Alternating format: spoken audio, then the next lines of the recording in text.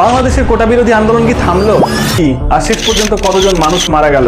তাছাড়া দেখছি যে বেশিরভাগ বাংলাদেশি মানুষই কিন্তু এই শেখ হাসিনা সরকারের পতন চাইছে। তাহলে এই সরকারের পতন চাওয়ারই বা কারণ কি? আমরা কিন্তু আন্দোলন থেকে সরে আসছি না, যারা জনগণ আমাদের সাথে নেমেছে তাদের বিভিন্ন সামাজিক যোগাযোগ মাধ্যমের মধ্যে দেখতে পেলেও আমরা সেটাও দেখতে পাচ্ছি তারা কেন এরকম একটা সরকারের পতন চাইছে। তো এর যে মূলত যে কারণ যেগুলো ছিল তার মধ্যে আমরা খুঁজতে গিয়ে মোটামুটি কয়েকটা কারণকে সিলেক্ট করেছি, এগুলো কিন্তু খুবই গুরুতর মনে হয়েছে। তো চলুন দেখে নেওয়া যাক সেই সমস্ত কারণগুলো কি কি। সেই দেশে গণতান্ত্রিক মূল্যবোধের অভাব ঘটেছে, প্রশাসনিক ক্ষমতার অপব্যবহার করছে অনেক, বাংলাদেশ অবস্থান করছে 149তম স্থানে এবং সেই লিস্টে 93তম স্থানে রয়েছে আমাদের ভারতবর্ষ দুর্নীতির ক্ষেত্রে, আর পাকিস্তান কিন্তু 133তম স্থানে রয়েছে। সেই দেশের 97% কিন্তু এই এমপি যারা রয়েছে তারা কিন্তু ইললিগ্যাল ট্রানজাকশন বা করাপশনের দিকে কিন্তু যুক্ত রয়েছে। এখন দেখে নেই যে বাংলাদেশের কোন কোন সেক্টর সবচেয়ে দুর্নীতিগ্রস্ত সেক্টর। তো এই লিস্টে সর্বপ্রথমে রয়েছে পুলিশ বিভাগ, যারা কিন্তু 72%